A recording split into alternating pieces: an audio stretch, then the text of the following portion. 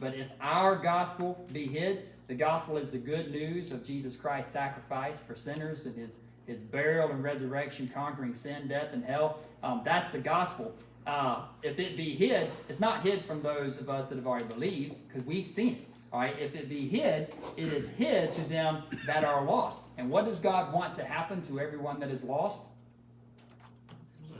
He wants them to be found, wants them to be saved. And he has ordained that we are the agents to carry that job through. We are the ones supposed to be telling them. That's what all the fighting is about. We wrestle not against flesh and blood, which means we're not wrestling against the lost people because they are flesh and blood. You might wrestle against their spirit because their spirit is contrary to the word of God. But we're wrestling against the devil. We're wrestling against our flesh, if anything. We're wrestling against anything that opposes the will of God. All right, and we're supposed to be getting the gospel, as it says in verse 6. For God, who commanded the light to shine out of darkness. God hasn't taken that command away. He still wants the light to shine in the darkness, out of darkness, because he said, let your light so shine before men. And when he said, let your light, he's talking to the disciples, and your is plural. Again, it's not something, yes, we're all supposed to be a beacon of light everywhere we go.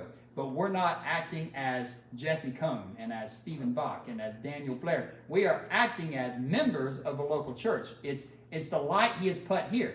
Do a study on that sometime. Look at the way he talks about the light, a city that is set upon a hill. The candlesticks in Revelation. The candlesticks, he says he can remove. Doesn't mean you lose your salvation, but the light is supposed to be a community, a group of believers that are serving together, letting our light shine before men, so they may see our good works and glorify our Father which is in heaven. That is one thing that is supposed to be incorporated with the Great Commission.